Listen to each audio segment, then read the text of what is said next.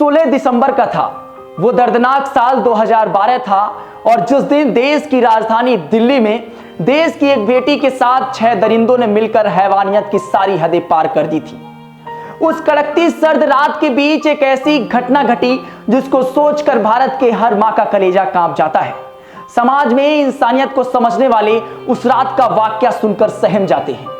निर्भया के साथ उस काली रात में हुई जघन्य अपराध को आज 11 साल बीत चुके हैं, लेकिन आज भी उसे कोई भूल नहीं पाया। आज निर्भया की बरसी है।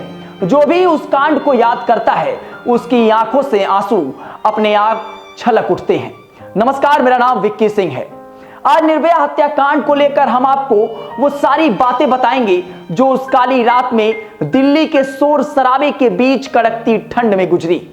निर्भया की वो आखिरी अल्फाज भी सुनाएंगे जो उसने अपनी मां के सामने बयां की। लेकिन उससे पहले ये जानिए कि निर्भया के साथ उस रात क्या हुआ था। 23 साल की मेडिकल छात्रा के साथ 6 लोगों ने चलती बस में गैंगरेप की जघन्य घटना को अंजाम दिया था। उस रात निर्भया दक्षिणी दिल्ली के एक थिएटर में अपने दोस्त के साथ एक मूवी देखकर अपने घर द्वारिका की ओर लौट रही थी। मुनिरका बस स्टैंड पर ऑटो छोड़कर वे दोनों बस का इंतजार कर रही थी। तभी वहां एक बस पहुंची। बस में कुल 6 लोग पहले से मौजूद थे।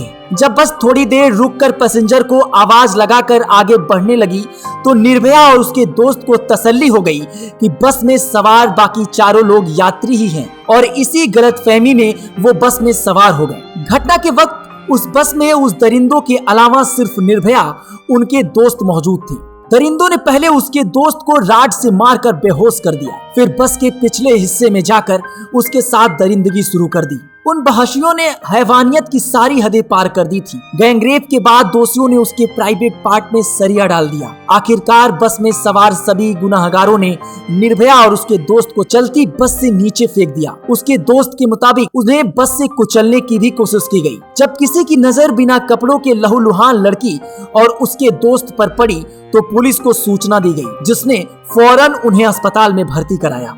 दोस्तों, ये घटना रूह कपाने वाली थी। ये घटना शर्मसार करने वाली थी। ये घटना इंसानियत के नाम पर एक काला धब्बा हो गई थी। इस घटना ने निर्भया को बुरी तरीके से जख्मी कर दिया। उसकी आंत में 5% हिस्सा ही बचा था। पहले उसे दिल्ली के सफदरगंज अस्पताल में भर्ती कराया गया, फिर उसकी जान बचाने के लिए उसे सिंगापुर के अस्पताल में भर्ती कराया गया। निर्भया के साथ हुई बर्बरता को देखकर पूरे देश में अप्रत्याशित आक्रोश नजर आ रहा था। लोग उसकी जिंदगी की दुआएं मांग रहे थे, लेकिन 29 दिसंबर 2012 को ही उसने इलाज के दौरान सिंगापुर के अस्पताल में दम तोड़ दिया। निर्भया के साथ हुई बर्बरता ने पूरे देश को आक्रोशित कर दिया। दिल्ली तो मानो सड़कों पर उतर गई। सड़क से संसद तक एक ही आवाज उठ रही थी, दोषियों को तत्काल सख्त से सख्त सजा मिले और ऐसी घटनाओं पर लगाम लगाने के लिए सख्त कानून बनाए जाएं। विरोध का स्तर ऐसे था कि उस समय की यूपीए सरकार हिल गई थी। सभी 6 दरिंदों को जल्द पकड़ लिया गया और उन पर सामूहिक बलात्कार का मामला चला। एक आरोपी नाबालिग था। 11 मार्च 2013 को राम सिंह नाम के एक आरोपी ने जेल में ही कथित तौर पर आत्महत्या कर ली। बाकियों के खिलाफ फास्ट ट्रैक कोर्ट में ट्रायल चला। बाकी 4 आरोपी पवन गुप्ता, विनय शर्मा, अक्षय ठाकुर और मुकेश सिंह 10 सितंबर 2013 को रेप और हत्या का दोषी पाया गया और फांसी की सजा सुनाई गई। आखिरकार 20 मार्च 2020 को चारों दोषियों को दिल्ली की तिहाड़ जेल में फांसी के फंदे पर लटका दिया गया। दोस्तों, समय का पहिया घूमते हुए आज 11 साल बीत गए हैं, लेकिन आज भी उस काली रात को कोई भूल नहीं पाया है। आइए आपको बताते हैं कि निर्भया के आखिरी अल्फाज क्या थे जो उसने अपनी मां के सामने बयां किए थे। माँ, मुझे बहुत दर्द हो रहा है। मुझे याद आ रहा है कि आपने और पापा ने मुझसे बचपन में पूछा था कि मुझे क्या बनना है। तब मैंने आपसे कहा था कि मुझे फिजियोथेरेपिस्ट बनना है। मेरे मन में एक बात थी कि मैं किस तरह से लोगों के दर्द को कम कर सकूं। आज मुझे खुद इतनी पीड़ा हो रही है कि डॉक्टर या दवाई भी इसे कम नहीं कर पा रहे। डॉक्टर 5 बार मेरे छोटे बड़े ऑपरेशन कर चुके हैं, लेकिन दर्द कम होने का नाम ही नहीं ले रहा। माँ, मैं सांस भी नहीं ले पा रही हूँ। डॉक्टरों से कहो कि मुझे एनेस्थीसिया ना दे। जब भी मैं आँख बंद करती हूँ तो लगता है कि मैं बहुत सारे दरिंदों के बीच फंसी हूँ।